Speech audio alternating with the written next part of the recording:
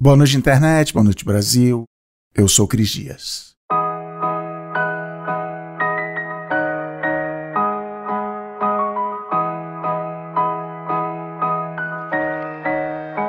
Um dos meus programas preferidos do ano, imperdíveis, é ir na CCXP, porque será um lugar que me mostra que aquilo que a gente sonhou da internet lá atrás, quando plantou o mato, o sonho pode ser verdade, é um clima feliz, todo mundo sendo quem quer ser, que aí pode significar só ser nerd, podcaster, desenhista, ou literalmente ser vestido de alguma coisa. Mas calma, isso aqui não é um publi da CCXP, quem sabe um dia. É que apesar de eu adorar, a CCXP é um problema pra mim, que eu não me dou muito bem em multidões, ou como a gente fala lá no Rio, em muvuca. É muita informação, muito barulho, muita gente passando e minha cabeça tentando processar aquilo tudo, surra de 5 sentidos. Então depois de 1 ou 2 edições eu aprendi que eu tenho que fazer o quê? Eu tenho que ir na quinta-feira, o primeiro dia aberto ao público, meio da semana, mais vazio, ou pelo menos menos cheio. Que foi exatamente o que eu não fiz agora em 2022. Eu precisei ir no sábado porque ia ter o lançamento do podcast que a Ampere produziu para o Globoplay. Eles estão aqui, escuta aí no seu player favorito. É um podcast de ficção científica amazônica, tá show. Então lá fui eu andar no meio do povaréu, parando a cada 5 minutos, que alguém queria falar com o Ícaro Silva, né, o astro da série, junto com a Bia Tapuia. Pra piorar, quando a gente chegou lá, a nossa credencial não tava na porta, eu tava com fome, o meu joelho já tava começando a doer, porque eu sou o quê? Eu sou um sedentário safado, que não aguento ficar muito tempo em pé. É aquilo, o meu humor não tava lá dos melhores. Quando acabou tudo que a gente tinha que fazer, eu resolvi entrar na área fechada para creators, para ver se tinha alguma comida e água por lá. Eu entrei, meti no bolso uns sanduichinhos daqueles enrolados em plástico filme e saí para contrabandear comida pro Gui, meu sócio, que estava do lado de fora com uma credencial que não dava acesso à área fechada. Aí, quase na boca da saída, eu sinto uma cutucada no ombro. Ô rapaz, aqui é só entrada, saída é pelo outro lado. Eu virei desesperado e vi que quem estava me salvando de levar uma bronca real oficial era o PH Santos, que eu conheço desde lá atrás, décadas, um dos primeiros blogueiros e podcasters do Brasil no cinema com rapadura, e agora um youtuber gigante. Acabou de passar da marca de 500 mil inscritos, já fez podcast pro Globoplay e, acima de tudo, um cara gente boaça. E o que o PH faz? O que o PH faz é uma malandragem que eu invejo. Ele engana a gente. Parece que ele vai falar da nova série ou filme do momento, fazer aquela famosa crítica, vai falar de cultura pop, mas na real ele só tá usando a série como tipo, um cavalo de Troia das ideias para falar de qualquer outro tema que ele acha importante. Ele continua sendo blogueiro, ensaísta, se você quiser uma palavra mais chique, mas disfarçado de youtuber, e é assim que ele chega nas pessoas.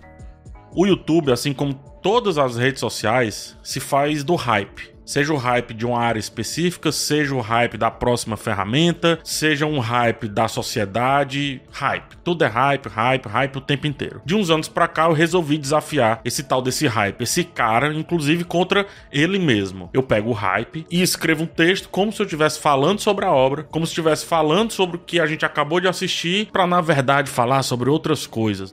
Até aquele dia na CCXP, eu acho que eu nunca tinha parado para conversar com o PH para falar disso que eu chamo de o ofício, dessa coisa que a gente faz e que ele vai nomear, ele vai dizer como ele chama no programa, segura aí, de como ele é apaixonado não só pelas palavras, mas vai além, pela pontuação, pelos parágrafos, tudo isso em um texto que ninguém nem vai ler, só ele, na hora de gravar o vídeo. E lá a gente ficou trocando experiências, ele falando do livro que está escrevendo, do curso de semiótica que ele quer lançar, de como ele vê a vida dele em Fortaleza, porque o tipo de trabalho que eu e ele fazemos é bem solitário. É a gente na frente de um teclado, um microfone e, no caso dele, uma câmera, que é justamente o que eu estou querendo quebrar aqui nessa temporada, entrevistando tanta gente no Boa Noite Internet. Aí, a certa altura do papo lá, chegaram outros jovens creators para falar com ele. Eu dei tchau, saí da área fechada, agora pelo caminho certo, com os sanduichinhos já amassados no bolso, prometendo pro PH que aquele papo ia continuar aqui no Boa Noite Internet. E é justamente nesse ponto que eu retomei a conversa que você vai ver agora de como ele lida com isso de que morando em Fortaleza, ele não está em todas as boquinhas dos eventos, os lançamentos, as festas aqui em São Paulo. Inclusive ele participou dessa conversa no esquema remotinho, direto de Fortaleza.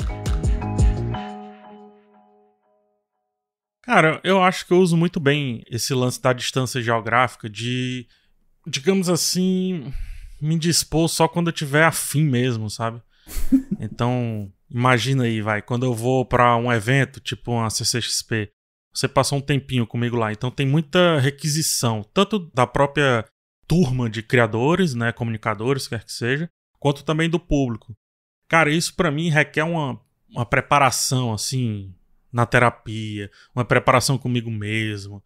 Requer dessa vez, né, a gente vai aprendendo a cada ano. Dessa vez, por exemplo, eu aluguei um carro pra eu ir embora na hora que eu quisesse, pra não ter que entrar numa van, pra eu chegar na hora que eu quisesse, pra se caso precisasse, sei lá, chegar na hora às 10 e eu sou um tanto ansioso, eu chegasse às 8h30 e tava tudo certo, entendeu? Então, pra nossa gravação aqui, tava marcado às 3, eu entrei às 3 precisamente, mas desde 2h30 eu já tava aqui. Entrando meio que na vibe, né, como diz o jovem, mas entrando meio naquele sentimento. Então, pra mim é muito custoso, bicho, eu tá com muita gente, assim, sabe? É muito custoso. E ainda mais quando o ego, ele tá à flor da pele, percorrendo todas as palavras que são ditas e as palavras não ditas. Então eu era muito chamado, assim, pra grupos e tudo, e eu comecei a dizer não, porque é o meu natural dizer primeiro não pras coisas. Eu sou ao contrário, muita gente diz sim querendo dizer não, eu digo não querendo às vezes até dizer sim. E aí, como eu fui me afastando, fui parando de ser chamado, então fui parando de participar, como você diz, dessas modas de conversa, quer que seja. Cara, pra mim isso é um alívio. É um alívio. É um alívio absurdo, porque o não, ele tem um custo, né? Eu gosto de dizer o não, mas eu sei que ele também vem com custo, porque a outra pessoa às vezes se sente ofendida, né? Como assim? Eu não sou o suficiente para esse bufão que está na minha frente e tudo mais? Não, não é isso. É só eu que talvez não seja suficiente. O suficientemente bom para interagir em grupo, quer que seja. Eu sou muito ermitão, cara. Então eu acabo utilizando esse lance da minha distância geográfica, me beneficio muito com isso. Do ponto de vista... De vários pontos de vista, eu acho. Acho que do ponto de vista comercial me beneficio do ponto de vista mental e também acho que me beneficio enquanto autenticidade também, de certa forma, assim. Eu posso às vezes até falar a mesma coisa que outras pessoas do país estejam falando, mas o meu viés, a minha subjetividade, ela vai passar por outros filtros completamente diferentes, no caso do YouTube em específico, também do Instagram, quer que seja, vai passar por outros filtros. Eu fui taxado a vida inteira, você até fez esse abre, que aí tem uma discussão interessante que a gente pode ter, do ovo da galinha aqui. Eu fui taxado a vida inteira do cara inteligente. Mas aí eu não sei se eu tomei isso pra mim ou se realmente isso era um fato. O que é que eu quero dizer tomei pra mim? Eu trouxe uma responsabilidade do tipo, tá todo mundo dizendo que eu sou inteligente, então eu tenho que ser, cara. Entendeu? Então no colégio, seja o que for, era me esforçando. Ninguém via, obviamente, o esforço, mas era assim, cara, tem que ser um absurdo nisso aqui, porque tá todo mundo dizendo que eu sou inteligente, eu vou decepcionar as pessoas, né? Ou se realmente é natural isso. Eu acho que não é tão nato assim, de verdade. Eu acho que foi mais esse lance de absorver, receber isso daí, enfim, e processar nesse ethos que a gente gera, né? Nessa figura que a gente gera aí pra sociedade. Mas não é não, você é um cara que o tempo todo tá falando, tá citando suas fontes, tá dizendo que você estudou, que você procura, enfim, literalmente se matricular em aulas, ou ler autores, ou ler filósofos e tal. E tem muita gente que tira uma inteligência alumiada que, sabe, não se dá o trabalho de citar fontes ou nada. Então, uma das coisas que eu gosto do seu trabalho é isso. Você tá, não sei se é um lado católico ou é um lado leia mais, hiperlink, vai lá se aprofundar. Mas é isso, você tá o tempo todo, não é mostrando seu esforço, mas vou mostrar onde eu tô subindo aqui pra contar isso. É muito fácil falar sobre isso porque já foi também pauta de terapia. Eu acho que isso é, no caso, uma resposta para isso que eu acabei de falar. Então, com esse receio de parecer a única autoridade, o dono daquilo que está sendo falado, das duas uma.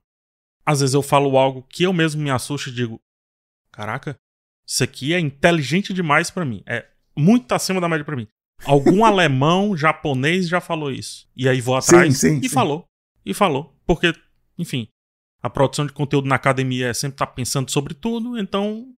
Se eu tô pensando menos do que eles estão pensando mais do que eu, então eles já falaram. Mas o que passa na tua cabeça quando você descobre que um alemão, um japonês, não sei lá o que já falou? Ah, que alívio, velho. Isso. É isso aí. Eu acho que deve ser muito, eu chamo de eco de opinião, vai. Deve ser muito parecido com quem às vezes procura meus vídeos, eu acho que com quem procura muitos vídeos no YouTube. É esse eco de opinião. Muita gente tá procurando ser simplesmente validado, assim. O cara saiu do filme pensando... X, e aí ele vai procurando em todos os vídeos alguém que valida o pensamento dele e ele diz, esse é o cara. E aí ele se identifica com esse cara. Só que aí tem o pulo do gato, né? Ele se identifica com esse cara naquele ponto. E aí ele acha que a partir de então vai se identificar com esse cara pra sempre. E daí nasce o hate. Né? O hater nasce muito daí. Do cara quando quebra essa confiança? É, porque, como assim? Ele falou lá exatamente o que eu tava sentindo, e agora ele tá falando o oposto do que eu tô sentindo. Abre aspas, né? Gosto muito do seu trabalho, porém... Textão. Sim. Sempre admirei seu trabalho. Te sigo desde a época lá do... sempre tem a questão da autoridade de tempo, né? Sigo desde do Rapadura, porém desta vez... E aí, textão. Né? Não precisa dessa introdução, é só o porém desta vez. E nem do desta vez. Eu acho que a discussão é do pra frente, assim. E eu acho que também não é um embate, assim. Não é o que eu penso versus o que você pensa. É o que eu tô afim de falar, o que você tá afim de falar. A gente tem nossos pontos e vamos construir em cima disso. Mas não é muito assim que a internet funciona. Não vamos entrar nessa utopia. Somos já bem vacinados disso. Mas eu fico feliz, cara, porque minha opinião ecoa. E assim, se eu tô pensando a partir dos meus parâmetros, vamos lá. Um cara aqui do Ceará que mora num bairro periférico de Fortaleza, que já morou em outros bairros, que já teve contato com rico, com pobre, com gente de toda a origem possível e tudo mais. Se eu pensei isso aqui nessa minha província do saber, digamos assim, e outro cara lá na Alemanha, Coreia, Japão, quer que seja, pensou algo ou passou por algo parecido, opa, esse pensamento começa a parecer válido, né? Começa a aparecer. E esse começa é porque a filosofia ela não tem, e aí falando especificamente da filosofia, já que a gente está falando de pensamento, ela não precisa ser assertiva, ela precisa ser reflexiva, né? Quem tem que acertar a partir daí é a ciência com seus experimentos e etc. Então, eu fico feliz, cara, não é nem feliz não, bicho, eu fico leve. Assim, agora eu vou falar isso aqui. Aliviado. Isso você chamou de como é que é? Eco de opinião, né? Eco de opinião, eu chamo de eu não tô maluco sozinho. Por aí. Puta, não tô maluco sozinho, esse cara pensa o que eu penso. Mas como é que você se apresenta no seu crachá? Como é que você se define? Cara, Cris, eu acho que você tá tendo acesso ao meu Google Drive de alguma maneira. Eu vou já colocar autenticação de 2 fatores. Eu escrevi, acho que tem 2 semanas, um texto sobre isso, que o nome do texto era Não Influência. Esse texto vai para um livro que eu vou publicar ainda nesse 2023. Todo mundo me define como influencer. Você já teve em agência, você sabe que a agência ela busca rapidamente colocar aquele ativo dela, digamos assim, num rótulo. Então, quando vem assim na nota para pagar, assim, vem influência, influenciador, aí PH Santos. Eu não costumo gostar desses rótulos. E aí eu busco o rótulo mais genérico possível, assim, que me encontrei no rótulo de comunicador. Antes mesmo, até do que de crítico de cinema. Porque é a base do que a gente faz aqui, seja em podcast, vídeo ou escrevendo, comunicando, né? Comunicando seja pensamentos, comunicando seja um fato que foi encontrado, apurado, quer que seja. E comunicador de cinema, de audiovisual? Comunicador aí vem, né? Especializado em séries e filmes, né? Filmes em séries, enfim. Essa ordem também vem mudando. Antes eu falava... Eu sou muito metódico, então acho que você tá indo bem no ponto. Antes eu falava filmes e séries. Agora eu falo séries e filmes. Porque começa a se inverter um pouco com relação ao peso no meu canal, né? Mais precisamente. Em como as pessoas se relacionam mais. Hoje em dia eu acho que as pessoas procuram se relacionar mais com comunicadores quando ele fala de séries, ou a relação é diferente, é uma relação um pouco mais... é mais simbiótica a relação quando se fala de séries. De filmes, eu me sinto mais uma balinha que alguém abriu, um drops colocou na boca, jogou o papel fora, e quando acabou aquele drops, passa para um próximo. Sério, eu não sinto isso. Eu acho que eu sou mais degustado por aquele que me assiste. Então por isso que eu tenho invertido um pouco entre séries e filmes. Como é que você, de novo, um alemão, um japonês, um coreano inventou, e como é que você curte, odeia, lida com... de que no fim das contas, até pela dinâmica de calendário de produção de conteúdo, sei lá quantos % do que você fala, você não inventou, você leu, estudou, ou enfim. Você curte isso de ser só o veículo, de só ser comunicador, de só estar comunicando uma ideia e não pensando uma ideia, desenvolvendo uma ideia? Ou um filme, né? Vou analisar esse filme. Não, que tem a piada, todo crítico de cinema é um cineasta... frustrado. Frustrado. Como é que... Sobre os dois. Sobre o cineasta frustrado, é a única coisa que eu não sou, eu posso garantir de coração, porque já estive lá e uma coisa que eu não quero é segurar o microfone no sol, na altura certa, e ter que viver a mesma cena 80 vezes. Eu não quero isso pra minha vida. Mas assim, nem por milhão, de verdade. Enfim, tirando esse lado. Cara, eu acho que eu me sinto bem com esse lance de ser meio, ou seja, de ser veículo, pelo local que eu tô. Talvez, se eu almejasse a academia, eu não teria esse pensamento. Eu já estive por lá e também já me frustrei muito com essa relação da academia. Então podemos dizer, e aqui eu falo tranquilamente, talvez eu seja um acadêmico frustrado, sim. Cineasta, não. Mas acadêmico frustrado, sim. Eu tive um trauma. Eu vejo no seu trabalho um desejo de explicar o mundo, ou explicar as pessoas, ou explicar a história, explicar o que quer que seja, usando a arte, normalmente séries e filmes. E aí, uma das críticas que eu tenho a que você chamou de crítica de cinema é que é muito autorreferente, assim, discute o filme, a tomada, o diretor de fotografia, a edição de La La Land, não sei o que lá. E como é que você se coloca nisso? Como é que... Porque você entra nisso, você entra crítico de cinema lá atrás, virada do século, dando nota para filme, esse filme, vá ver, porque também o papel do crítico tem muito isso, vá ver esse filme ou não vá ver esse filme. Como é que você fez essa transição para sacar, cara, foda-se se o filme é bom ou ruim, até o filme ruim tem valor? Existe o que eu quero e existe o que eu faço. O que eu quero é jamais precisar falar de um elemento técnico do filme, a não ser que esse elemento técnico se exploda de tal maneira que a história só possa ser contada através dele. Citando um exemplo. Um Lugar Silencioso, é evidente que eu tenho que falar de mixagem de som, que é algo extremamente técnico, porque a narrativa, ou seja, a história do filme, a maneira como o filme é contada, passa especificamente por ele. Passa por outras coisas, fotografia, etc. Mas às vezes a fotografia tá para mostrar. Ali não, o som ele tava para contar. Essa é a diferença. Então, quando a fotografia também está para contar, eu tenho vontade de falar sobre aquilo dali. Muita vontade. Via de regra, não é isso que acontece, porque a maioria dos filmes que eu analiso são filmes hollywoodianos, que também, em sua maioria, não estão tão preocupados com isso. O que para mim é excelente, diga-se de passagem, porque me dá mais espaço para contar sobre os temas que estão lá. Eu acho que o roteirista, não todos é evidente, mas os roteiristas, é o verdadeiro cérebro ali do filme. Então, como eu quero conversar através de filmes e séries, quer que seja, de maneira cerebral, digamos assim, o meu poço é o roteiro. Então é lá que eu quero, que eu gostaria, só precisaria falar dos temas. Os filmes, séries, eles surgem para mim como um índex, Cris. Eu não quero falar de todos os assuntos do mundo, porque vários assuntos não me interessam. E assim, eu não quero nem parar 2, 3 dias para refletir sobre aquilo. Mas tem alguns filmes e séries que trazem, indexam assuntos que me lembram que eu tenho algo a falar sobre aquilo. Ruptura, por exemplo. Alguém que ficou 17 anos em escritório, eu tenho muito a falar sobre ruptura. Sim. Mas muito a falar. Eu poderia passar anos falando sobre ruptura. Enfim. E existe o que eu faço. Hoje o que eu faço, eu tô na fase 2 da minha transição, tá? Vou entregar o jogo aí, já que você gosta do raio-x aí. Do PH Cinematic Universe. É, tô na fase 2 aí do PH. O objetivo é a fase 3, que é isso que eu falei agora. A minha fase 1 foi ser crítico. o crítico jargão, que eu chamo, né?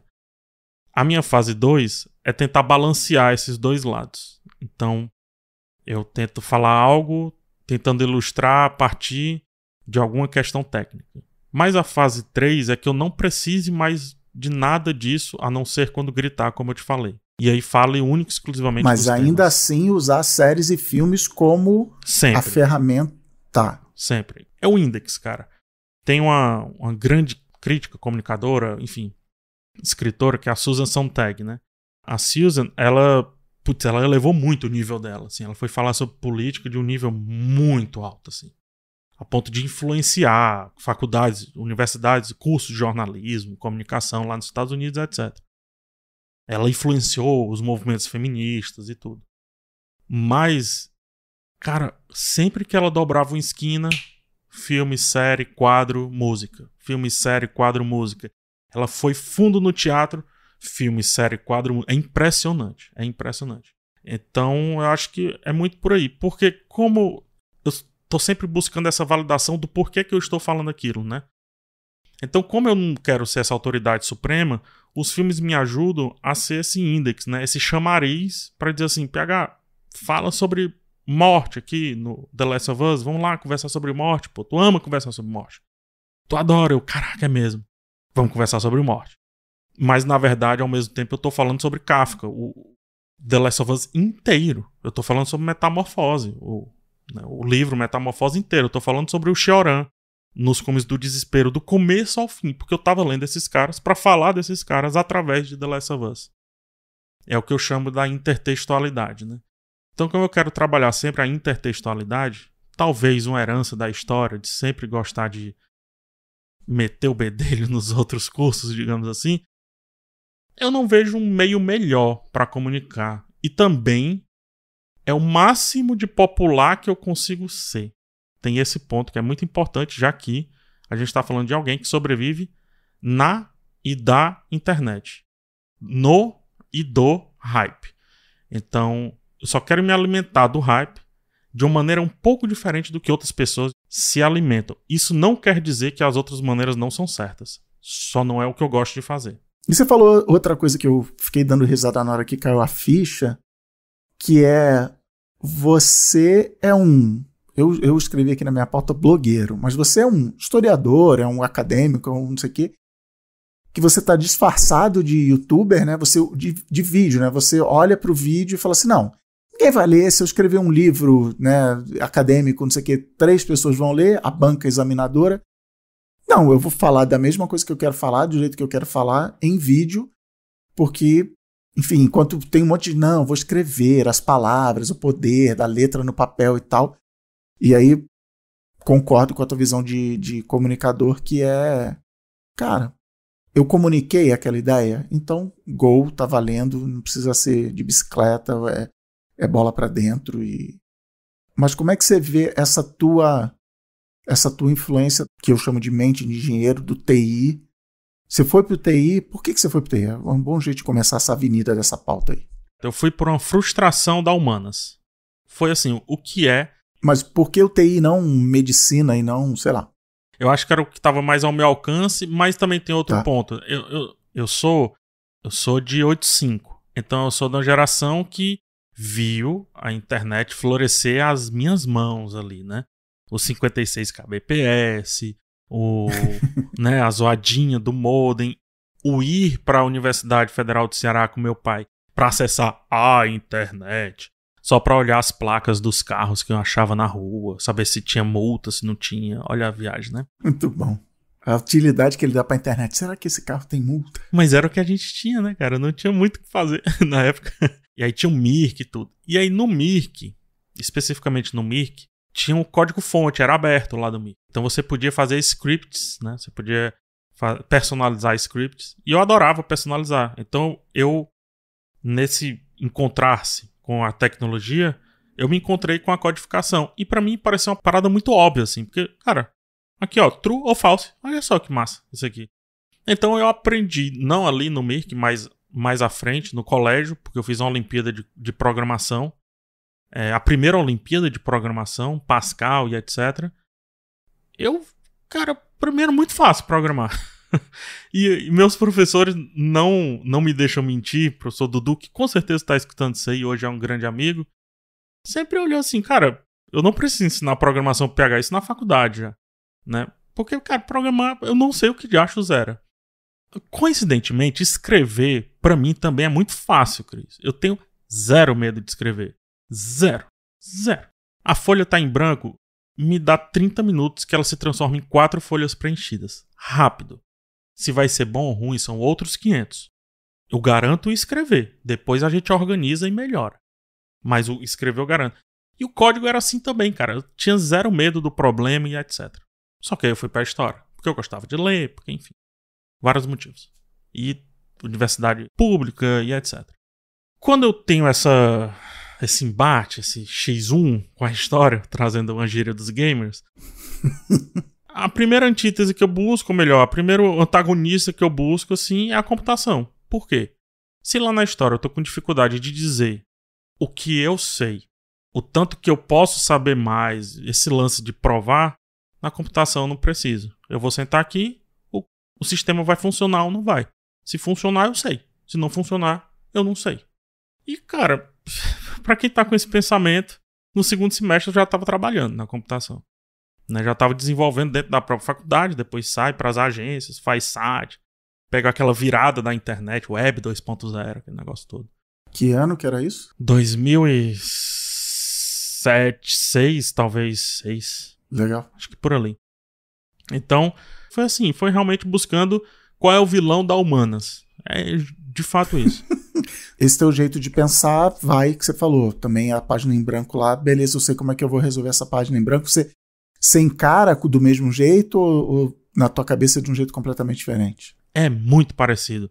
Cris, é assustador como eu, quando eu tô escrevendo, às vezes, meus parágrafos, quando eu tô escrevendo, eles são, em sua maioria, coringas. São parágrafos coringas. Eles não necessariamente vão se encaixar com o próximo parágrafo. É assim que eu escrevo. Tá, o que é que eu quero falar? Qual é o coração do texto que eu chamo? Vou dar um exemplo. Hoje eu escrevi Succession. Então qual era o coração desse texto que eu queria muito falar? Que é no episódio onde um personagem que é americano não consegue se relacionar com outros personagens que são noruegueses. E eles são caçoados porque eles não conseguem entender o idioma nativo daqueles ali. Que é a sina do americano. Não consegue entender para além dos Estados Unidos. Esse é o coração. Então a primeira coisa que eu fui escrever foi isso. Só que esse, no texto final, foi o penúltimo parágrafo. E antes dele eu sanduichei. Mas você já escreveu na forma próxima do final. Não é bullet point, não é nada. É não. Como se acabou o prazo, vou ter que gravar agora, já tá pronto pra ir pro ar. Exatamente. Aí eu escrevo esse cara. E aí mas pra chegar aqui eu preciso passar por aqui. Aí eu vou e escrevo outro. Mas surgiu outro assunto que eu acho bem interessante falar. Aí outro parágrafo. Eles meio que são desconexos. Então ficam lá 4, 5 parágrafos na página, e aí depois eu vou começando a escrever o texto em cima desses parágrafos. Cara, isso é muito parecido com escrever um código. É muito parecido. Vamos, eu sei fazer rapidinho aqui a função de enviar. Então deixa eu fazer logo aqui função de enviar, guardei aqui, deixei aqui. Deixa eu fazer então a função aqui de receber. Eu tô com problema nessa função. Deixa eu fazer o buscar, porque o buscar eu quero que seja autocomplete. Então deixa eu fazer aqui o buscar autocomplete. Passo uns 2 dias desenvolvendo aquele buscar. Pronto, guardei. Uma hora eu vou lá e comento aquele código, faço toda a documentação. Fazia, né? Isso tudo no passado. Você faz. Ninguém faz documentação, cara. Eu fazia, cara. Eu adoro documentação. Adorava. No passado. É muito parecido, mas é muito parecido com o meu método de escrever. É sempre o core, né? Ou seja, o principal. E depois como é que eu vou engordar isso. Qual é o problema? Mas o principal você já sabe antes de apertar a primeira tecla, você já sabe o que é o coração da história? O texto ele se transforma. Eu também tenho uma coisa que eu estou escrevendo para esse livro que é assim, simplesmente escreva. Eu tenho algo que eu acho que é o coração, mas às vezes depois outras coisas que vão tergiversando se tornam tão legais que aí aquele cara não é mais o coração. Se torna só um penduricalho e às vezes até sai. Muito comum sair, inclusive. Porque geralmente aquilo eu escrevi de sopetão, ou seja, termino o episódio, termino o filme, que enfim, acostumado com o negócio de YouTube, tem que publicar logo esse negócio todo. Então deixa eu procurar logo o coração. Depois que eu escrevi o coração, aí relaxou, posso passar 3 dias sem... Porque eu digo, não, Dali vai sair uns 3 textos diferentes, se eu quiser. Mas é como eu te disse, cara, é muito parecido com desenvolver, assim, um software, assim. É muito parecido, pelo menos na minha época. É porque hoje é tudo Ctrl-C, Ctrl-V. Tem os bootstraps, não sei o quê. É ChatGPT. O ChatGPT também tem isso. Inclusive uma belíssima ferramenta. A tua ansiedade que você descreveu, acabou o episódio. Eu resolvi, acho que até no inverso, que assim, cara, que é o título do teu capítulo aí, apenas escreva assim. Se eu ficar esperando saber qual o coração do texto, eu não vou começar nunca. Eu preciso do processo de escrever, que é a minha frase de capa de sei lá qual rede social, que é da Flannery O'Connor, que é: eu escrevo porque eu só sei o que eu penso depois que eu leio o que eu escrevi. Então, ao escrever, eu vou, não, isso aqui tem nada, achei que era isso. Então, esse roteiro que eu estou escrevendo agora, o título de trabalho dele, o gancho, aí em vez do coração, assim, cara, é o gancho, assim, cara, aqui tem um caminho, aqui tem meia hora de blá blá para você falar, que é sobre vilões, a nossa necessidade de ter vilões e, né, tal. Eu já estou começando a achar que o vilões vai rodar e vai ser outra coisa, mas eu só consegui fazer isso ao escrever. Continuando esse exemplo que eu falei do Succession, do 5º episódio mais especificamente, para a pessoa se localizar no tempo. Eu começo escrevendo sobre essa questão que é política, né, geográfica, tudo mais. Aí eu escrevo, pronto, limpou. Aí tem um momento do texto que eu escrevo uma frase assim: mal sabiam que eles eram o banquete. Era um banquete que eles tinham dado, só que o banquete, na verdade, do meu ponto de vista, eram os americanos. Pronto, o texto mudou. A partir daí o texto mudou. Aquilo que era o coração virou, sei lá, o dedão. Sabe? O dedão do corpo, assim. Muito pouco necessário dentro daquele contexto. E o lance do banquete se tornou tão mais legal pra mim que virou até o título do vídeo, né? Legal. Então, só pra você ver. E aí o texto ele não termina mais fazendo menção a essa questão, problema da linguagem, problema da comunicação. Ele termina, e aí tentando deixar populesco o texto, ele termina eu falando que uma personagem lá, dentro desse banquete, saiu com a marmita pro dia seguinte. Porque foi a MVP, como os jovens chamam, do episódio, né? Só pra você ver como, assim, se transformou completamente. Porém, algo tem que ser escrito. A princípio, eu digo logo que é o coração. Por quê? No pior dos casos, aquilo dali pra mim já é um excelente assunto que eu posso ficar falando só sobre aquilo dali. Se não tiver mais nada, se não vier mais nada, sei lá, se eu for pro hospital e perder um dia inteiro numa consulta, quer que seja, aquilo dali já é o mínimo necessário pra eu ter aberto voz, como eu costumo dizer. É o mínimo necessário. Legal. Então, garanto logo o mínimo necessário. Depois eu engordo, ou às vezes até emagreço, sei lá. Depende muito do texto, depende muito como aquilo dali fica na minha cabeça por alguns tempos, assim.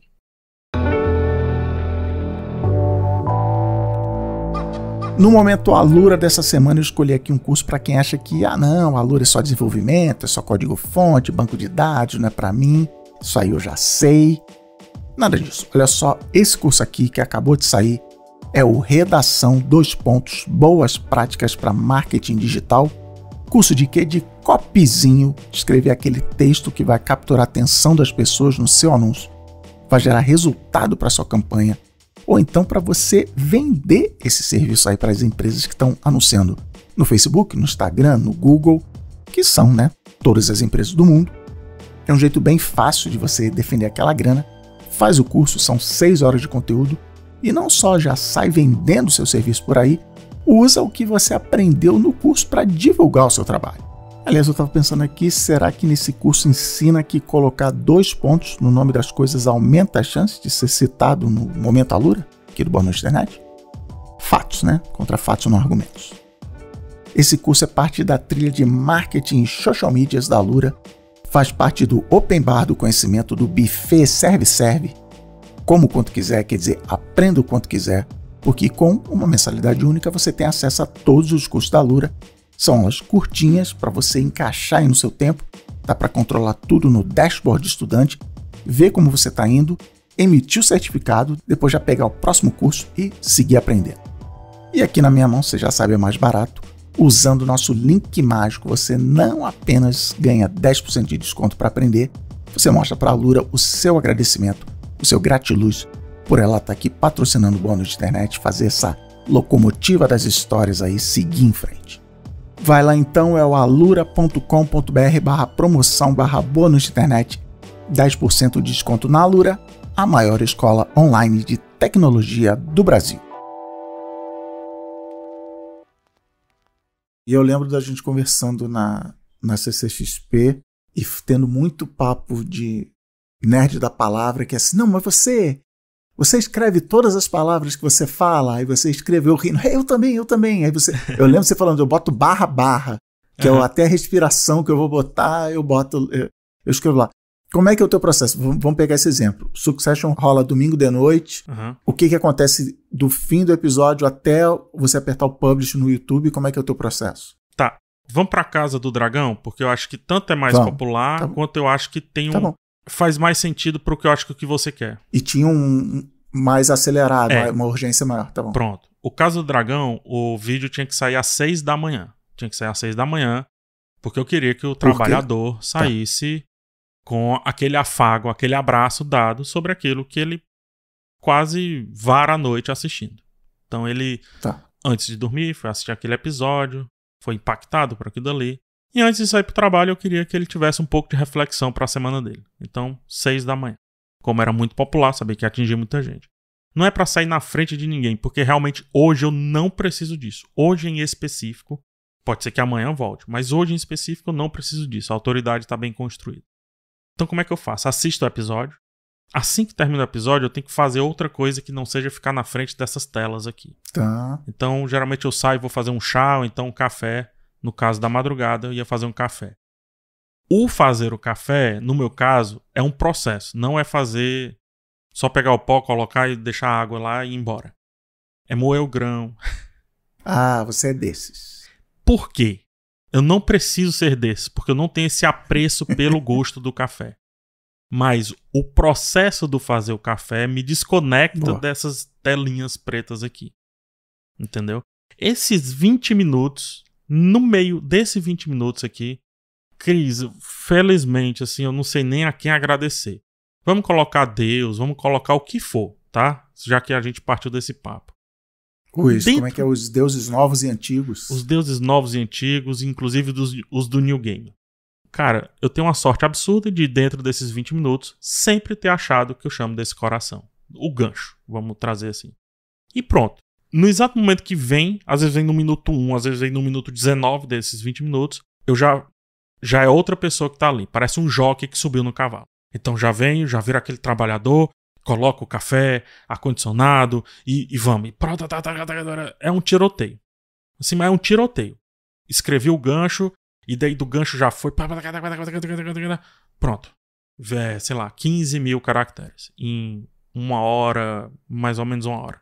1h30, no máximo, assim, estourando. Já, de novo, nesse formato final, entre a bullet point, é já roteiro. Não, é textão, roteirão. Pronto, terminou isso. Eu tenho duas escolhas.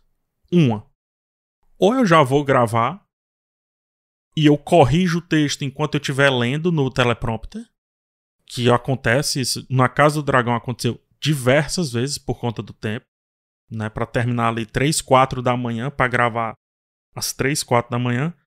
Ou 2, eu faço uma revisão do texto, lendo em voz alta, reagrupando parágrafos, etc. Fica muito melhor quando eu faço isso. The Last of Us, pra você ter ideia, eu acho que são textos bem melhores do que A Casa do Dragão. Porque o The Last of Us eu recebi o screener. Então eu tinha 3 dias pra fazer isso. Muda completamente.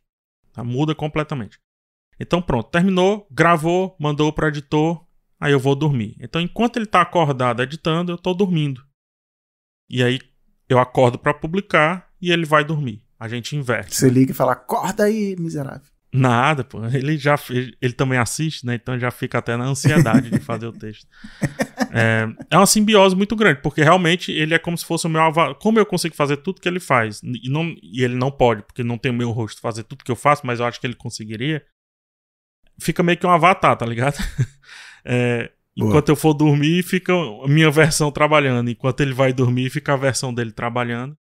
E aí começa todo o processo de divulgação, publicação, etc. Cara, é só isso, assim, não tem nada demais. Porém, que eu acho que é onde está o ouro da minha produção. E por isso, que dentro desses 20 minutos que eu dou de relaxo ao final da série, é onde eu acho que sempre vem a ideia. quando uma série vai estrear, a gente sabe do que ela se trata. Do que é que se trata a Casa do Dragão, meu Deus? Vamos lá, medieval, poder, no caso de protagonistas mulheres, né? É evidente que vai falar da presença da mulher no meio dominado por homens. Sangue, batalha, morte, tudo isso está envolvido. Então eu escolho algo, um livro, quer seja um romance, quer seja filosofia, sociologia, para ficar lendo durante esse período da série, durante esse mês e meio. Para quê? Para eu literalmente ficar sempre em contato com os assuntos que estão ou poderão estar presentes e pescar alguma coisa para rapidamente fazer a associação. No caso de A Casa do Dragão, eu fiquei lendo pela, sei lá, milésima vez o mais óbvio de tudo, assim, Maquiavel, o Príncipe. Boa. Simples. Não precisa ser um negócio absurdo, meu Deus do céu. E do meio pro fim, eu fui ler Microfísica do Poder do Foucault pela, sei lá, 30ª vez. Pronto. A partir de poder, eu sempre vou ter um coração pra falar. Sempre. Aí eu fico aqui, cara, como é que pode, né? Hoje de manhã eu li um capítulo e esse episódio falou justamente sobre isso. Não é meio assim, né? É porque eu estou enviesado. Sim. Então, esse enviesamento é o que eu uso para sempre ter uma ideia. Você não está tentando fazer o tratado definitivo sobre Casa do Dragão ou Last of Us, você está só usando... É o inverso, você está usando Last of Us para falar de Foucault, para falar de... Eu não sei falar o nome do coreano alemão. Você acha que esse é o papel do que eu estou chamando de arte, do séries e filmes? Qual o papel da arte? Cara, impressionar. É isso, gerar uma impressão sobre algum assunto que eles escolheram. O valor vai de cada um, assim. O único valor que eu realmente não gosto, mas também que eu não critico quem gosta, é o escapismo. Eu acho que existem outras coisas no mundo pro escapismo, né? O entretenimento por si só, digamos assim, eu acho que é mais escapista. Eu acho que, sei lá, eu jogo futebol também. Eu acho que no futebol não preciso tá trazendo nenhum filósofo sociólogo para definir aquele passe que eu dei da direita pra esquerda. É um passo da direita pra esquerda, eu tô me entretendo com aquilo ali. Foi um gol. Vamos lá, né, para o próximo gol. Eu não gosto de posicionar a arte no escapismo, mas eu entendo quem gosta. Isto posto, eu acho que a arte ela tem que impressionar. Tem que deixar alguma impressão sobre o assunto que trouxe, sobre a reflexão que você quis ter sobre ela. Muito importante isso. E eu acho que o que menos importa nesse caso é o artista, cara. Eu acho que assim, o artista, ele é, depois de lançada, que fique bem claro, bem pontuado na minha voz, depois da arte lançada, o que menos importa pra mim é o artista. O que mais importa pra mim são as impressões. A impressão que aquilo me causou. Vamos pegar a etimologia da palavra, impressão. Eu estou escrevendo no papel. Então imagine que eu sou um papel em branco quando estou vendo aquilo dali. E a arte está imprimindo em mim vários sentimentos, várias sensações. Ódios, amores, reflexões, vazios, preenchimentos, quer que seja. Eu acho que a arte é isso. Eu sou sempre uma folha em branco. E que não necessariamente quem escreveu o roteiro pensou nem, provavelmente até discorda de você e tudo bem. Cara, e assim, eu já falei com muitos produtores, eu até brinco, dizendo assim, cara, que pena que você lançou, porque não é mais teu, cara. Agora é meu pra sempre. E no exato momento que eu falo, né, sobre aquilo dali, acabou de ser meu também. A vira da outra pessoa, e assim vai eternamente nesse negócio que a gente chama de hipercultura, né? Eu acho que é isso, assim, com muitos artistas, sabe, Cris? Artista mesmo, assim. Porque uma coisa é o cara que já conseguiu ser comercial, digamos assim. Ainda que ele seja artista, a reflexão dele, os objetivos dele passa por um quê comercial. Então ele tem outras questões a serem resolvidas, eu acho. Mas tem um artista mesmo, aquele cara que tá vendendo lá na praia ali um quadro maravilhoso de uma jangada que ele fez. A 85ª jangada que ele desenhou e todas diferentes, assim, sabe? E uma vez conversando, né, falando sobre isso, tem um que me disse, infelizmente eu não vou lembrar o nome, porque realmente era assunto corriqueiro, que você para assim, cruza os braços e, pois é, tá quente, né? E ele falou assim, cara, eu gosto do ato de fazer o quadro, eu acho que o artista que fica pensando muito no resultado aqui do quadro, ele vai vacilar, falando desse jeito, né? Aí por que ele vai vacilar? Ele vai vacilar porque assim que eu termino um quadro, eu digo assim, já quero mexer ali, já quero mexer acolá. Uhum.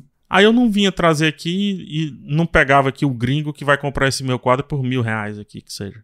O que eu gosto mesmo é de pegar o pincel, misturar as tintas e fazer assim, tchaco. Aí ele fez o símbolo de mexer com a mão, né, passando pela folha, pelo papel, pela tela, quer que seja. Eu gosto é disso. Eu acho que o artista ele tem que gostar dessa jornada. O resto aí é da galera que comprar. Cara, isso tem uma genialidade gigante sobre o que eu acho, onde é que habita o artista, onde é que habita o comunicador crítico, quer que seja, onde é que habita o público, que são 3 esferas diferentes, mas que se perpassam. O artista apaixonado pelo fazer, o crítico apaixonado por fazer aquilo dali valer, ou seja, gerar um valor, não do ponto de vista preço, em cima daquilo dali, e o público em juntar as duas coisas e olhar aquilo dali, abrir um sorriso, ou abrir um choro, quer que seja, né? Simplesmente, como eu disse, ser impressionado por essas duas confluências aí. Qual é o teu tchaco que você abre aquele sorriso e fala, é sobre isso? Cara, pô, tem... vamos lá.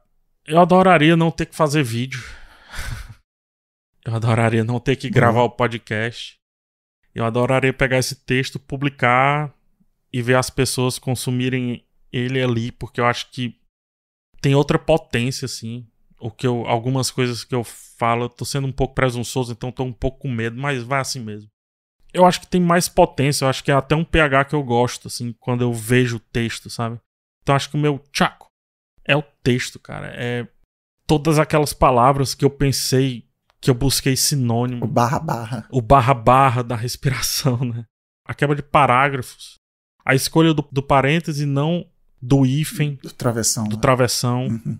A escolha do ponto e vírgula e não por iniciar um outro parágrafo ou né, um ponto Sendo final. Sendo que você vai ler e ninguém vai ver que tem travessão ou ponto e vírgula ali. É impressionante. Ninguém vai ver isso. Tamo junto demais. Então, o meu tchaco é ver esse texto saindo assim e esses pensamentos que servem, em grande maioria, só pra mim. Por isso que eu vou ser teimoso e vou publicar livro e vamos ver o que é que acontece. Mas você, se fosse herdeiro, você não precisasse se preocupar com o teu vídeo ter quantidade de views. Se eu fosse a mesma pessoa que eu sou, sim. Se tivesse com a questão financeira 100% resolvida, sim. Hoje é o que eu faria, assim, publicar livros e publicar outras pessoas também. Mas me publicar, via de regra, assim, eu acho que eu tenho que ter cuidado de não menosprezar as pessoas que vão lá e dão play no meu vídeo, com o que eu vou falar. Sim. Não é esse o objetivo. Eu fico feliz, sim.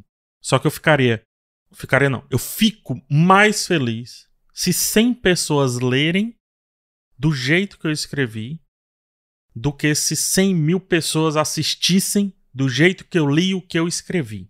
Por quê? Por esse apreço que eu tenho pela organizaçãozinha das palavras. Ah, tá bom. A organização do texto. O cuidado de, às vezes, me expor mais no texto. Se a pessoa lesse o texto, dizia assim, caraca, eu vou matar esse cara. Eu não acredito que ele falou um negócio desse, não. Porque na palavra aqui, quando eu tô lendo, eu amanso, Cris. Eu amanso. Eu vou lá e... gente, pois é. Aí, né, não, você amansa o seu roteiro? O meu roteiro. Ou as palavras são as mesmas e o tom de voz só que muda. Eu boto tipo um carisma, um certo carisma ali. Eu dou uma brincadeira, olho pro lado aqui na câmera, sabe? Se o cara estivesse lendo aqui dali, ele dizer, eu sei o que é que tu falou, cara. Eu sei o que é que tu falou. Eu vou em ti. Vou em cima de ti, segura. Esse exemplo é só pra mostrar como eu acho que o escrito tem outros destinos do que o vídeo, por assim dizer. Mas respondendo sua pergunta diretamente, sim, é o que eu faria. Inclusive, para além do texto, seja, sei lá, literário, estrito senso, digamos assim. Quadrinho, tirinha, é onde eu queria estar, escrevendo. Escrevendo quadrinho, escrevendo tirinha. Hoje não, porque eu não tenho essa capacidade, mais poesia. Outro dia fiquei muito feliz, escrevi uma letra de uma música, mandei para um amigo meu que é músico. E ele, cara, tá massa, vou sonorizar, já colocou uma guitarrinha, já fez um negócio. Eu não sei, bicho, eu acho massa, assim. Não sei se é por conta do YouTube, aí eu tenho que pensar. A impressão que me dá é que o vídeo fica menos do que o livro. Vai e vem as tecnologias, Parece que o vídeo fica menos, não sei. Mas fica em que sentido? Porque... Acaba mais rápido. Acaba em que sentido? Acaba no sentido de... Eu demoro 1 hora pra ler um livro e 5 minutos pra ver um vídeo, não, é isso? não é nesse sentido. Desculpa, não é no sentido tempo de consumo. É no sentido de... Eu não quero usar essa palavra porque não é bem ela, mas eu vou usar e vai fazer sentido. Reverbera menos. Tá. Entendeu? Eu acho que ele caminha menos corredores. Vamos pegar uma alegoria. Pronto, pra ficar bem legal. Vamos pegar um labirinto e colocá-lo na vertical. Esse labirinto, né? E aí passa uma camada de vidro nesse labirinto, então a gente está vendo toda a movimentação que acontece nele. Se eu jogar água, ela rapidamente chega no final do labirinto. Enche ali, pronto, chegou. É fluido, massa, muito legal também. Se eu colocar areia, ela vai chegar. Mas ela vai primeiro cair numa câmara, passar para outra câmara, encher uma câmara que era o caminho errado, subir, cair para a câmara seguinte e aí finalmente chega lá na saída do labirinto. O vídeo é água, o texto eu acho que é areia. E isso no nível individual. Cada pessoa é um labirinto. É um labirinto, exatamente. E você usa como ferramenta séries e filmes, que inclusive entre si tem uma hierarquia, de que até outro dia, até te perguntar se acha que você está mudando um filme, não. Eu fracassei como ator de filme, então eu vou fazer televisão. Tinha isso. Inclusive, isso foi um sentimento, eu acho que ninguém falou isso literalmente, mas um sentimento que a gente teve no Rio 2C, o evento de audiovisual no Rio. Porque sem achar que eu não estou conseguindo fazer nada para TV, eu vou fazer em podcast, eu fiquei ofendido.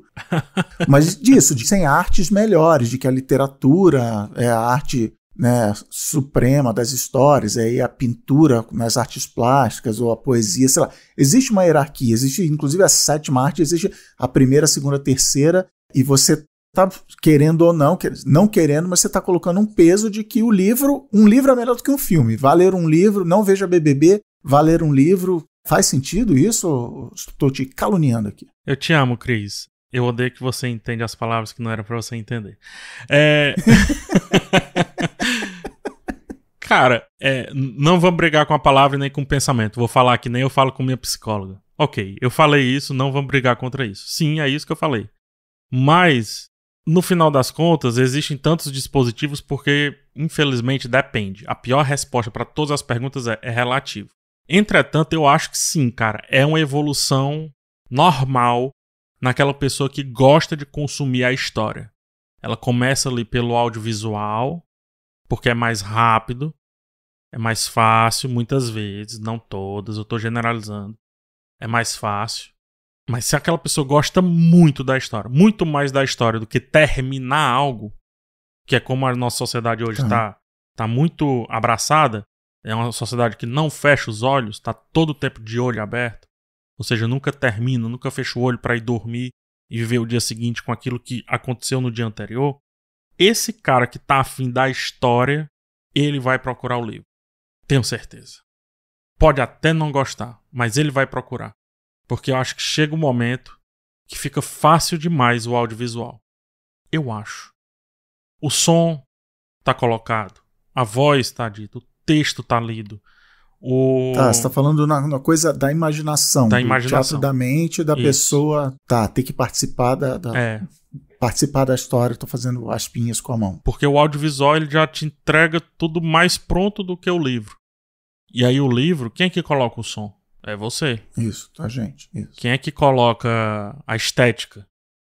Por mais que tenha uma descrição muito profunda ali. É você. Se o Tolkien diz que essa árvore é verde, como é que você entende o verde, ô Cris? É diferente de mim. Sim. Então, você vai desenhar essa árvore de um jeito completamente diferente. E eu acho muito difícil que não tenha aquela pessoa que ame o cinema e as séries, quer que seja, por conta da história, e que se for ler um livro não vai gostar. Porque, essencialmente, o cara que fez aquele filme ou aquela série estava literalmente lendo um livro para colocar aquilo em tela. Estava usando o meio, letras uma atrás da outra, numa superfície branca para contar aquela história. Você fez um manifesto clickbait, assim como o título do episódio anual do Braincast falou, tem que acabar o cinema. Mas você tá aqui, é uma canção de amor ao cinema e às histórias e tudo. E por que tem que acabar o cinema, então, se você claramente é um apaixonado por essas histórias? Cara, porque eu acho que a sala de cinema não é o único local que as pessoas podem ver cinema. Ali quando eu tava falando especificamente da sala de cinema. Aquele local com aquela tela grande, muito legal, mas com aquele cheiro de mofo também um pouco agressivo. É porque eu acho que a sala de cinema, principalmente os multiplex, se tornaram cantos muito elitistas. É elite poder ir para um shopping, estacionar o carro. São vários os shops que é inclusive difícil parar de ônibus, ainda mais com alguns filmes, dada a hora que eles terminam. Eu acho que o cinema representa hoje um local de elite, sobretudo dentro do shopping, como eu já falei, sobretudo a partir dos preços. Eu acho que um filme ele não funciona menos se ele for visto no celular. Eu acho que ele não funciona menos se ele for visto na tela do computador. Eu acredito sim que tem que ter um som bom. E aí, hoje, eu acho que o fone de ouvido é bem mais acessível do que você ir ao cinema. Porque um fone de ouvido, assim, é um bem que você dura, sei lá, por 2, 3, 4 anos. E eu tô pensando muito naquele jovem que tá se distanciando bastante do local cinema, sobretudo por conta dos preços, né? Ou pior, aí é o pior que eu acho, é o pior. Só está indo um público muito específico pro cinema. E, via de regra, se eu conversar só com um público muito específico, claro, classe média alta, não sei o que, e etc, a gente sabe muito bem, cara, eu não sei se meus assuntos vão ter a mesma potência se não for pra todos os públicos, tá entendendo? Então, eu quero que as pessoas assistam filmes. Mas, onde for. Se elas vão se conectar com aquele filme a partir de mim, ótimo. Mas até de um certo ponto, assim, pensar que o cinema não pode ser elitista, é até de certo ponto também pensar que eu vou ganhar mais público. É até um pouco egoísta, no bom sentido da palavra, nesse caso aqui. Mas, trocando em miúdos, o cinema tem que acabar da forma como ele é, porque sim, ele favorece a uma classe muito específica. O cinema hoje tem cor, as pessoas que vão ao cinema têm cor definida, elas estão num canto específico da cidade. Por isso que eu não gosto de filme dublado. Eu odeio, mas foi pra não ficar muito forte, mas eu vou utilizar já que eu ia, aceitando os atos falhos. Eu odeio filme dublado. Mas eu acho que filme dublado... Por quê? Porque eu acho que muda a atuação e etc. O negócio todo. Tá. Né? É outro filtro, enfim. Mas precisa do filme dublado. Porque não é elitista. Porque se o problema for ler uma legenda, meu irmão, tudo bem, cara. Veja isso dublado numa caixa de leite ninho. Não tô nem aí. É que é engraçado. Eu não só me considero fluente em inglês, como eu tenho um certificado provando para as autoridades. Eu tenho também. TOEFL. Esse aí. Mas, por exemplo, quando eu vou jogar videogame de ação e tal, que tem opção dublada, eu normalmente boto dublado porque eu não consigo ler a legenda, ver o que está acontecendo, ver a paisagem bonita e não sei o que. Eu tô ali, meu olho tá literalmente focado ali na letrinha e vendo. Então, assim, acho que até o dublado, ele realmente ele tira a interpretação do ator, ele tira o Robert De Niro talking to me e tal, mas ele te entrega todas as outras coisas. Mas eu perguntei essa história de tem que acabar o cinema, que eu concordo pra caramba com você, odeio, e eu tenho 2 filhas, então eu pago, se eu quiser ir ao cinema eu tenho que pagar 4 ingressos, meia entrada ou não, mas enfim. Nossa, você escolhe, o fato de você escolher o filme que você tem que assistir, pra mim já tá errado, porque meu desejo é que você assistisse todos, entende? Isso. Mas isso se reflete em esse elitismo físico do endereço, do CEP da sala de cinema, se reflete em caras como Martin Scorsese, como Nolan, que fala, não, tem que ser consumido, não sei o quê. Então, esse elitismo, ele vai pra cima. E até, o Oscar, até outro dia, a pandemia acabou mudando, mas assim, se passou na televisão, tá desclassificado automaticamente, porque tem que, sei lá, uma proteção literalmente a tela de cinema e tal. Então, assim, eu concordo com você até mais do que a sala de cinema, literalmente. Contra o cinema mercado, assim, eu não vou lutar, eu vou só apontar e tal. Mas até mesmo o cinema mercado, cara, eu acho que ainda não tá no nível que esses caras acham que o filme dele merece, tá ligado? Eu não acho. Vou te dar um exemplo. Na sala X lá do cinema Y, toda vida que eu entro nessa sala X, inclusive onde estreia a maioria dos filmes, entre aspas, de arte. O que é o de arte? É o tudo em todo lugar ao mesmo tempo, né? É o não sei o que, é o do Scorsese lá, de 3 horas e tudo mais. O som da frente dessa sala não funciona. Tem 3 anos. Não funciona. Eu tô indo ver no cinema. Mas eu garanto, se o Martin Scorsese viesse me perguntar, eu digo, Martinho, se tu tivesse me mandado o screener e eu tivesse visto no fone que eu tenho, macho, eu tinha escutado aquele cara lá no fundo da sala que tu queria que eu escutasse. Mas eu vi no cinema. Eu vi na tua tela grande. Mas eu não vi a contento, como tu acha que merece.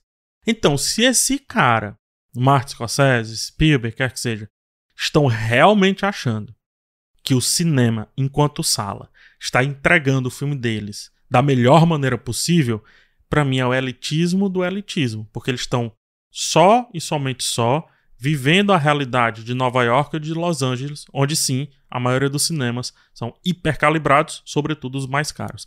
Aqui, em Fortaleza, onde, salvo engano, eles também querem a bilheteria deles, ou em São Paulo, onde, salvo engano, eles também querem a bilheteria, porque senão todo mundo entrava de graça, não tá do jeito que eu acho que eles querem, não.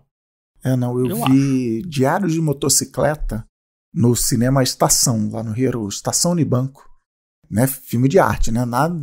Claramente na fronteira, Diário de Motocicleta é filme artisticíssimo, Che Guevara e tal. E era uma sala tão pequena, e eu cheguei em cima da hora, eu sentei na primeira fila, eu via o furo da tela, o furo de respiração da tela. Sim. Eu aprendi que telas de cinema são furadas para ela não ficar balançando. Nesse dia, que eu tava na cara da tela, eu não consegui ver o filme e tal, e é isso, assim, cadê a arte, cadê o não sei o que e tal. Tu quer uma bobagem? Uma bobagem, cara, é uma bobagem. Eu sei que é uma bobagem, mas é porque minha cabeça é doida. No IMAX, que é um cinema fabuloso, bem calibrado, o preço dele, né, deixa bem claro isso também. Sim. Ele não pode desligar o aviso de saída vermelho no canto inferior esquerdo. Você não tem noção o quanto o meu TDAH me leva pra esse saída. Fica e eu me o nariz perco do filme. Wilson lá. Você não tem noção. Só pra você ver, né? Até no mais perfeito dos cinemas, digamos assim, o saída lá, sim, por lei, não pode ser desligado. Mas você é contra o binge? Lançar tudo de uma vez só? Altamente contra a maratona. Isso é uma cruzada que eu enfrento. Essa cruzada, eu escolhi viver essa briga, essa batalha, Cris. Tem algumas batalhas que a gente tem que escolher, né? Não tem essa frase que nos diz aí. Essa eu escolhi, cara. Eu ataco a maratona como quem ataca, sei lá, um prato de comida a meio dia e meia, assim. Cara, eu não gosto da maratona porque eu acho que faz muito mal. Nessa sua batalha fica a pessoa que espera a série normal. Vai, o House of the Dragon, lá, a Casa do Dragão. Não, vou esperar acabar a temporada pra ver... Aí pode ou não? Ou tem que... Ah, cara... Não, eu não critico tanto a pessoa em si, né? Mas eu também critico a pessoa em si. Mas pra mim esse não é o grande problema. Acho que o grande problema mesmo é dessa ânsia pelo próximo. Tá. E aí dá pra sair um pouco dessa questão do filme, série, quer que seja, e ir pras redes sociais. Tipo, a gente fica rolando lá um feed de TikTok, Instagram, e aprendendo que aquilo é o certo. Ou seja, a gente viu aquele negócio, próximo. A gente viu aquele outro negócio, próximo. Tá, em qual é o momento que a gente vai parar pra comentar aquilo, pra que aquilo dali vá pra um canto específico do nosso cérebro, que um dia vire pauta pra outra coisa, né? Trazendo aquilo que eu falei. Que horas que a gente vai fechar os olhos pra sonhar com aquilo que a gente viu? Em que momento a gente vai internalizar a ponto de dizer sonhei em inglês, né? Como fala. Isso. Qual é o momento? Qual é o momento? A maratona, pra mim, ela é resposta / acelerador desse sentimento de não fechar os olhos, desse sentimento de próximo, next. E às vezes tem um episódio, eu vou trazer um exemplo bem rápido aqui pra também não ficar trazendo muitos exemplos.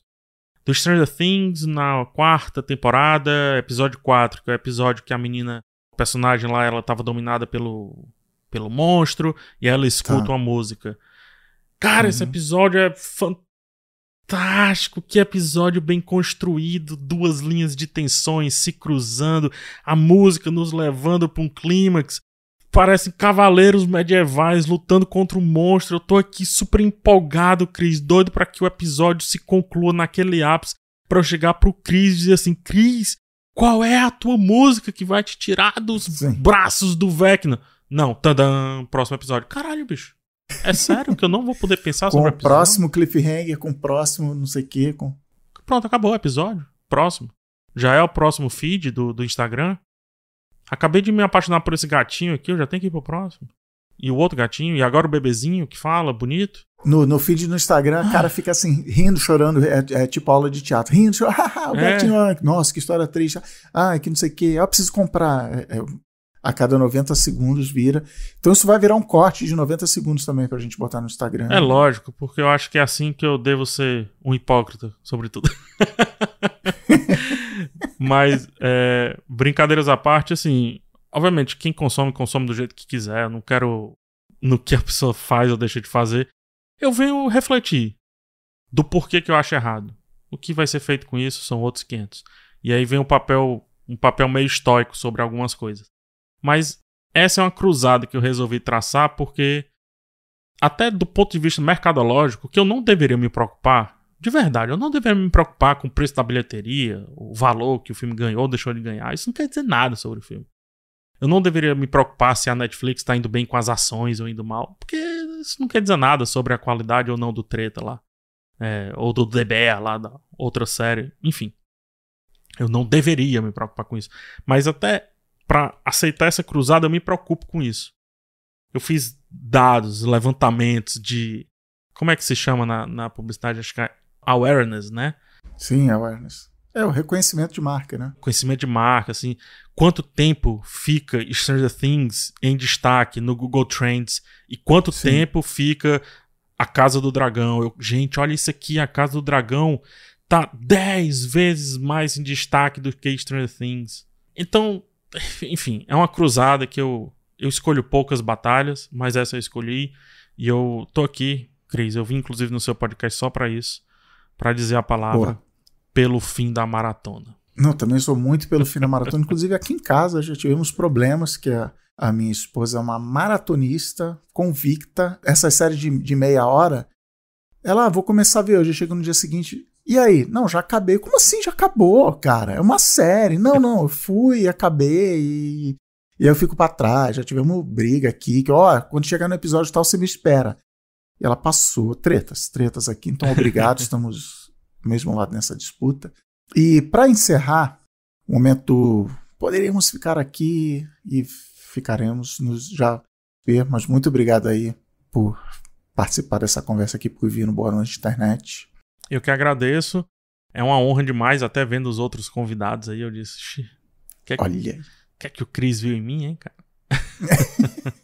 Então a gente se vê. Um cheirinho, gente.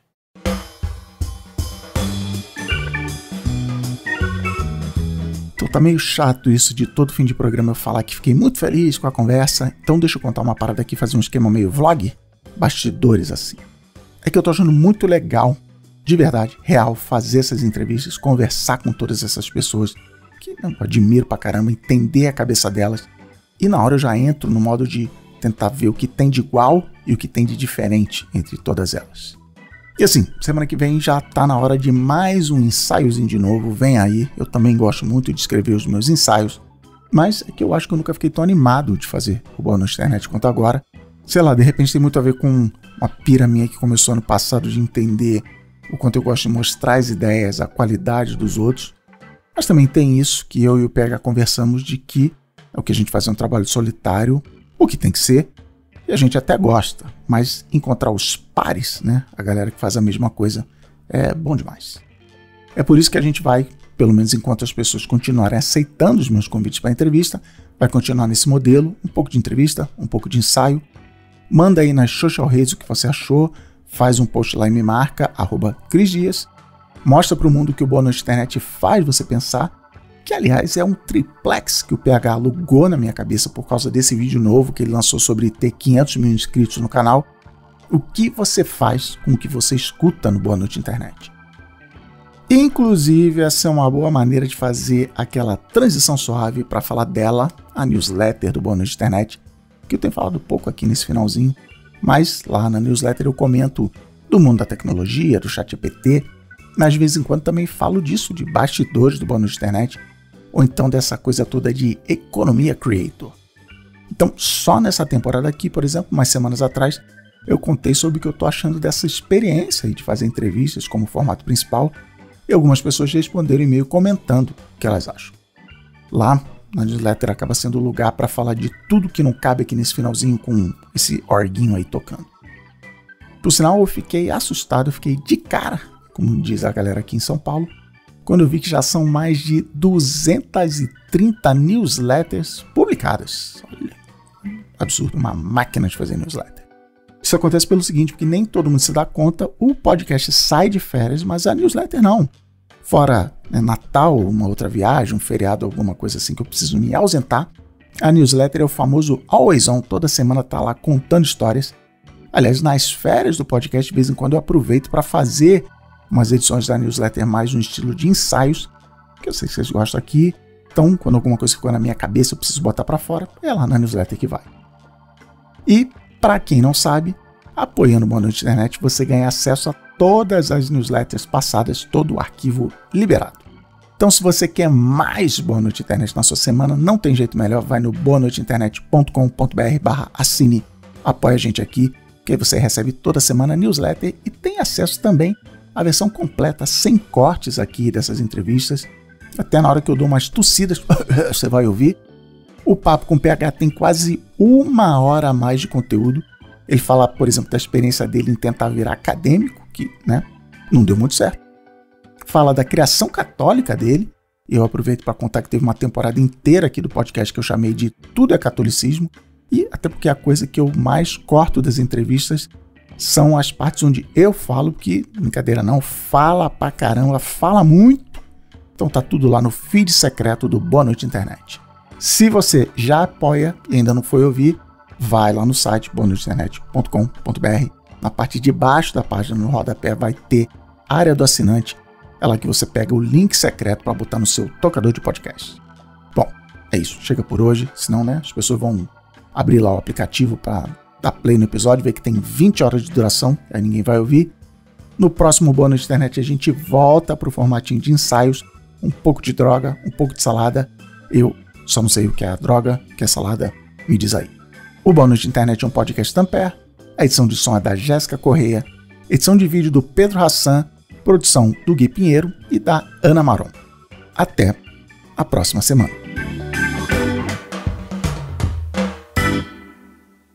Tampere.